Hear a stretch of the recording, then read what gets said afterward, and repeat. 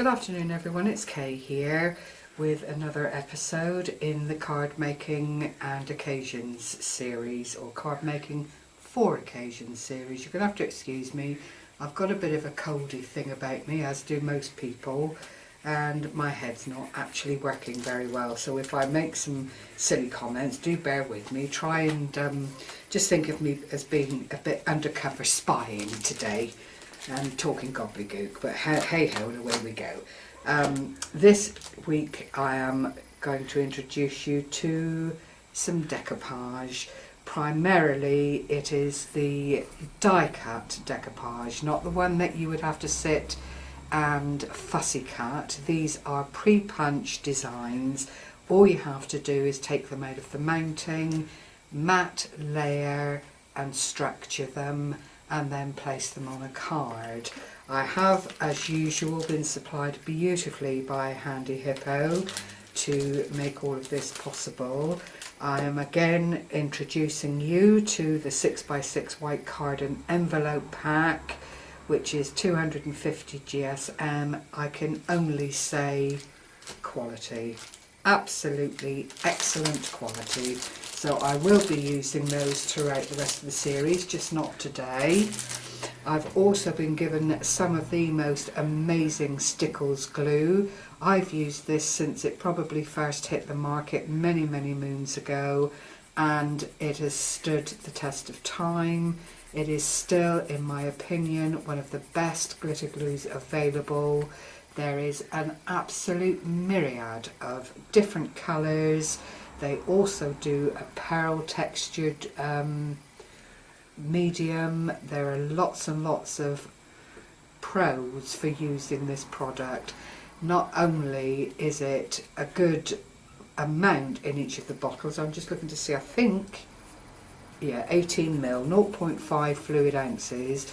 You will find that one of these, even if you used it every day, would last the longest amount of time by comparison. So those were given to me.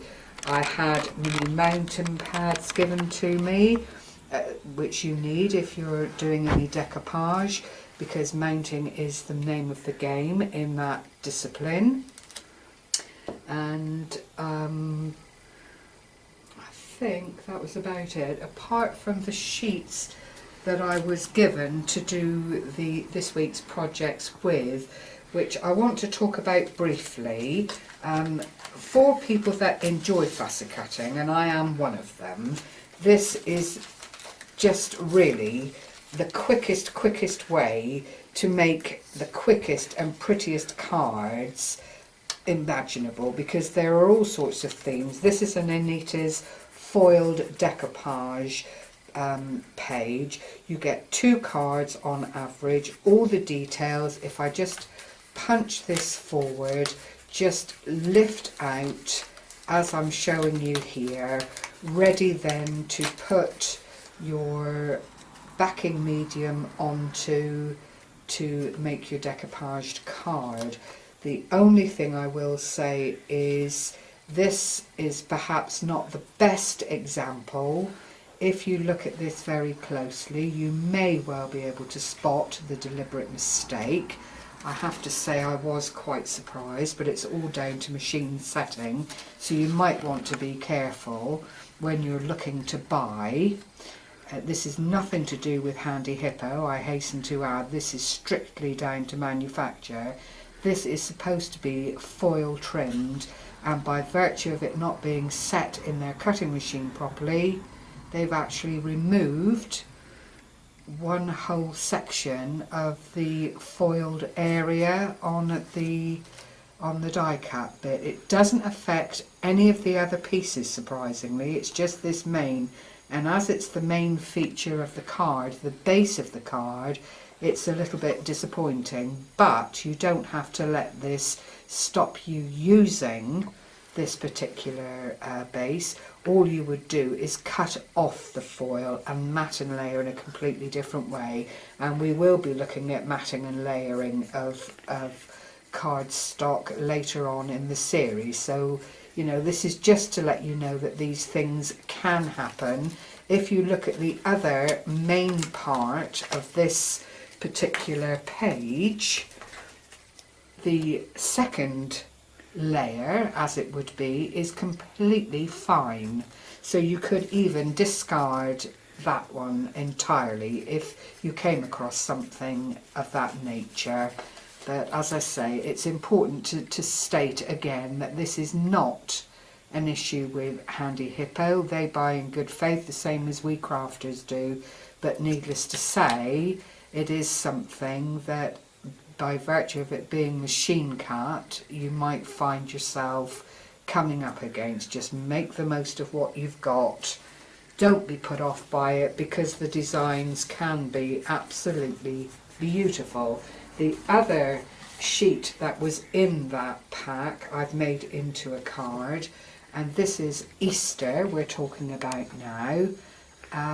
Needless to say, you could use this design for any card, for a wedding, for congratulations, for confirmation, if you're not particularly religious and you don't need the crosses and all the things that go with religion.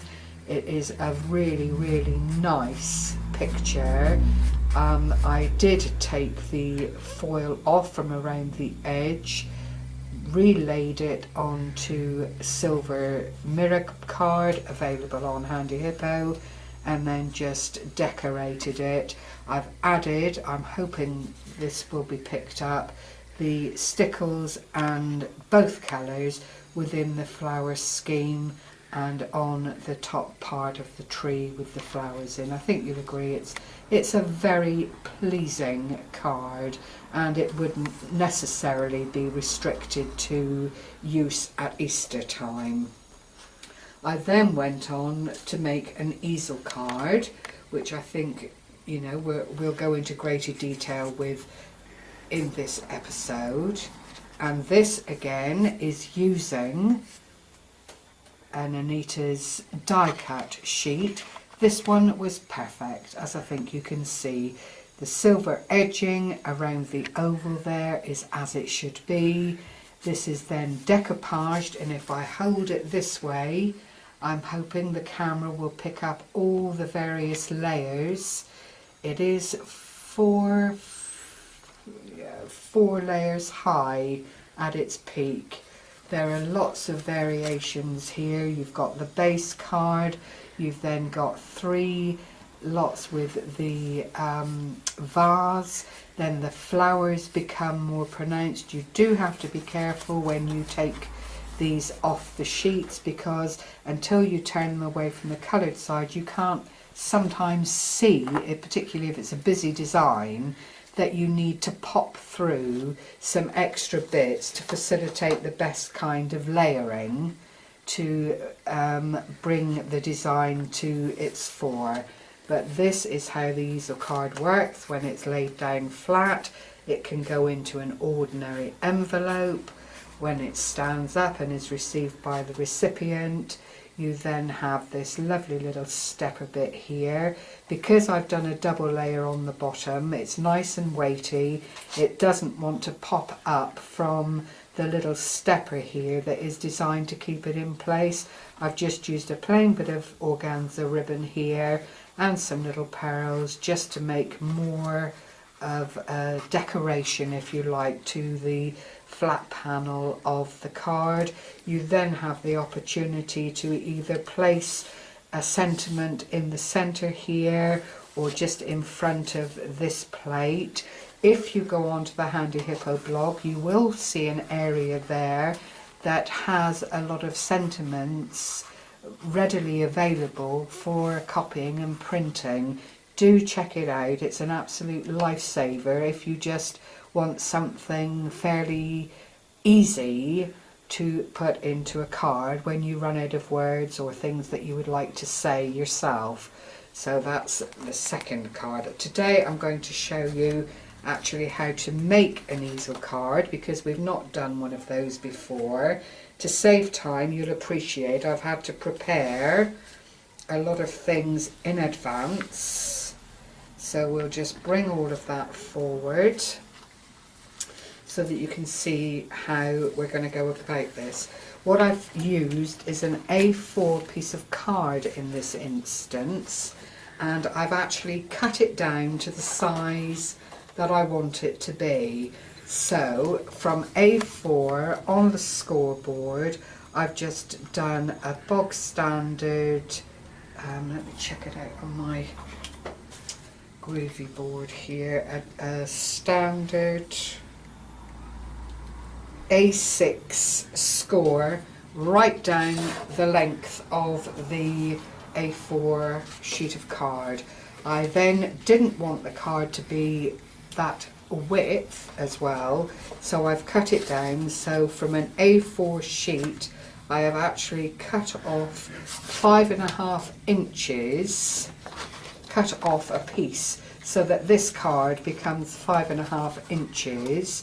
I've scored it in half, as you can see, and then I scored again to make this pleated area on the front of the card, and that in essence forms the backdrop of your easel card.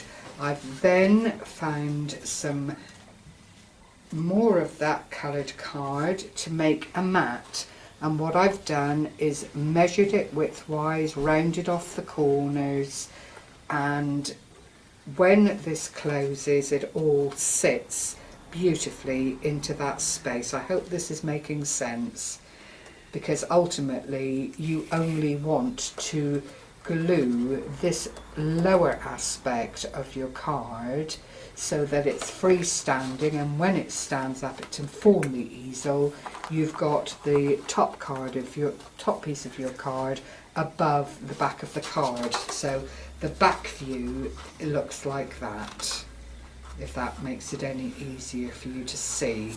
So what I've done in advance, as I say, this mat bit here is now 5.5 inches by just under 5.5 inches. I've put my tape on this way up until the part of the card that I want anchored to the front flap is covered, and as a double security I've then put 3 strands of tape on the front creased bit here so that I've got it anchored very, very securely. So we then get the pokey tool, take the backing strips off all of these pieces. It really is a lovely card to do. You don't have to use die cuts or any of that kind of thing. If you've got spell binders, even if you drew it around a cup or something of that nature, you can put it onto the front here. It's limitless. It really is only your imagination that will bring this design into to a halt. I have to bring it toward me, but what I do then is let these two pieces marry up by resting them onto the base of the card and lining them up. There is a little bit of edging here, but I'm not worried about that. That just keeps it all nicely reinforced. And there you'll see the beginnings of our stepper card, which is really quite basic and quite straightforward to this point.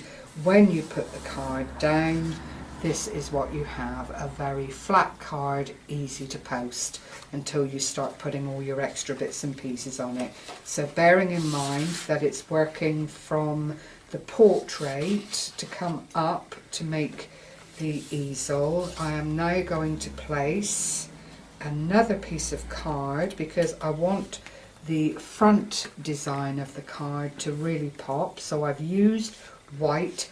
I've tried to marry up the colours within the design so that it all works together really, really nicely.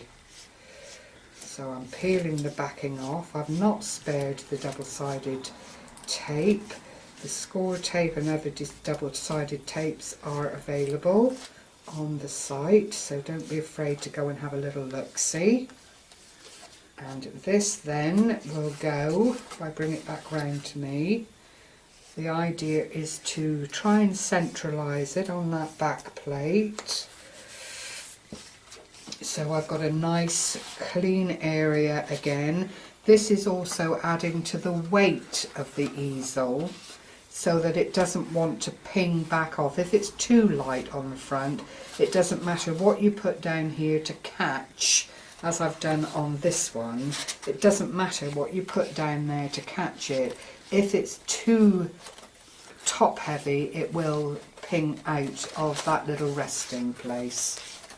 I'll put that one there again. So I've then done a further mat because I quite like this colour, and this one because I'd like to introduce you to a different kind of glue. We've talked about the collal, which is readily available on Handyhippo when they have it in stock. It's become terribly popular for all the right reasons. But I'd like to introduce you to this art glitter glue, which dries absolutely clear. Now I have had this tube, which is, give you the ounces again, 60ml or 2 fluid ounces for over a year. Oh, and the rest, says the foam crew, but you know, I don't perhaps use it as much as I would the collal. But what I do with this is use it on projects that I want a quick and very effective drying and fixing from. So all I'm going to do, it's got quite a fine nozzle, and you can get another nozzle even finer to apply to your cardstock. This dries clear, so if you have any spillage you don't have to cry and think, oh my gosh, I've ruined it, because it really isn't like that with this.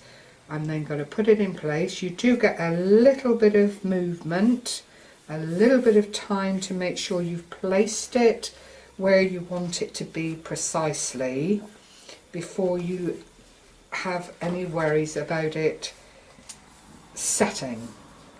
Once it's set, and it is now, believe it or not, firm, it's not going anywhere, that is it. It is absolutely brilliant. So were you to be making flowers, were you to be adding embellishments to cards that you wanted to have a quick drying aspect with, perhaps you've got the card and you're running a bit late, this is the baby to use. It is absolutely brilliant. I can't praise it enough. It dries as quick as I've shown you there. It doesn't let go at any early point in the proceedings. In fact, I've not known anything slip or slide once it's been anchored with it. So do have a look at it. Again, it's available on Handyhippo.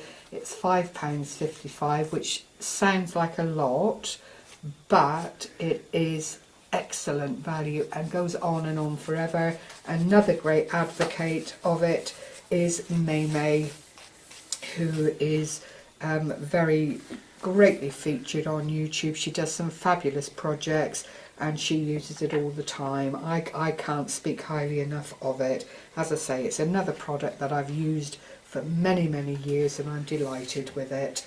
Excuse me. Right, now we're going to place the front picture, which again is one of the little designs that's popped out of the paper. It's die cut. What I have done is trimmed around the edges just fractionally, because with these things there is always evidence that they've been placed onto a paper, a little anchoring. It's just not even the size of a pinhead, but if you want your project to look properly finished, then you would want to take that off so as not to draw attention to it. So I'm taking this off the backing. Got to remember that I'm working upside down, and I want to put this again in the centre of the card. I hope you're seeing. Now you could actually, if you wanted to, just leave it at that, put a sentiment on it and decide that that is absolutely enough. But what I'd like to do is carry on and show you how it all comes to being, using all the bits and pieces that is the only piece that I've put down without any foam tape, because that is the base and I want it to be very firmly anchored. So now I'm peeling off the backing paper to the foam tape, and all one has to do literally is line it up with your base very, very carefully, let it fall onto the piece and base of the card where it wants to, and you'll see we're already getting that dimensional effect. What I've done with subsequent pieces as well is just used my fingers to bend the paper a little bit and make it a little bit more malleable. This is very, very good quality die cut paper, so it does lend itself to being moulded, because nothing in life is as flat as it can look if you don't mould these little pieces and bring them to life just that little bit more. Now you'll see I'm working upside down, so you can see just how jolly easy it is to put these pieces on. You're just marrying up what's gone before, literally. So here's another bit, and now we're getting into the flower posy here. You find where your little cutout bit is and just line it up so that it doesn't overhang, doesn't shout that it's not lined up properly. Here's another piece which is just a single flower. Marry it up again as best as you can. I don't think I've quite got that one right, that's it. It is very forgiving. You do get a little bit of time just to put some bits and pieces in place. I've got a little gift here. Oops, I'm picking up all bits of paper, which belongs down there within the project. I've got that piece of paper there which I don't really want to use. Now you see what I've done here, I've gone too far ahead of the game, so I'm just going to peel that one off and put it there. Peel these two off. In some instances you do get numbering, which helps a great deal, but you don't ever have to be worried about it. If you make a mistake, you just peel it off and you go on again, because if you've noticed, I've not put any pressure on any of these pieces as I've applied them onto the card. It's all just been laid down quite gently in the first instance. Let's move that over a tad. And this is how unforgiving this little card making aspect is. I'm going to line that up again, line up my flower that I had trouble with before because I'm working upside down. Now with everything in situ, I am pressing it down just like that, and you can see as I lift the card up into the easel position just how very pretty that is, with no extras, no additions whatsoever. If I bring it closer to camera and put it sideways on like that, no, you can't see the layers. Yeah, I'm getting direction here so that you see the layers within the design. Is that it? Yeah, so you'll see all the different layers. It really does bring it to life and make it look very special indeed. The other aspect that is required now to keep this easel aspect in place is what I call the little belly band at the bottom, which I've pre-made to save time. And what I've done again is used the base card. I've taken a piece of white, rounded the edges, put some organza ribbon over that, punched Happy Easter, a couple of bits of little heart bling there just to finish it off. I don't want to detract too much from the main aspect of the card. This is just to keep it where I want it to be when it's standing. And if I open that back up and place this again fairly centrally, and that's way off,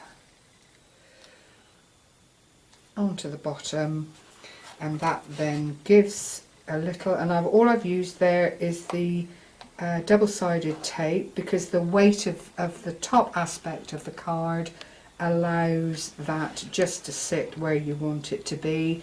And all that leaves me to do then is just add a little bit of my glitter, and the thing with this is not to splodge it on, just get some on the very fine tip, the nozzle tip of the container, light amount of pressure, let the glue just come up to the very tip, and almost use it like a paintbrush would be. You don't want any glaring lumps and bumps unless you are particularly looking for a gem effect, which you can do with this. You just pick it up and then let it settle as you do with the pearl drops. Then I'm just going to add a little bit of the purple here and there, with no other reason than to add a little bit of glitzy glamour to what is already, whoops, strawberry, a very pretty card. But that is how simple it is. So if you forget Auntie Mildred or whoever's Easter card and you need to do something really quickly, this is the card to go for. You literally just pop out all the pieces as I showed you, layer them up onto the card design of your choice, whether it be a flat traditional card like this or the easel card. Put your sentiment onto it and off you jolly well go. So I hope you found this helpful. I hope that it's given you food for thought. If you are a fussy cutter, then there are of course decoupage sheets available. You don't have to have the die cut sheets if it's not for you, but it is so simple to find ways to layer up and bring life to whatever design you choose to use in your card work. Thank you very much for watching again. It's been my pleasure to bring this to you, and I'm hoping that it will inspire you. Do go to Handyhippo's page, their channel on YouTube, to find out what the British menu is this week if you are following the series and wish to take part in a £20 prize at the end of it. Thank you very much for watching. Take care everyone. Happy crafting. Bye bye.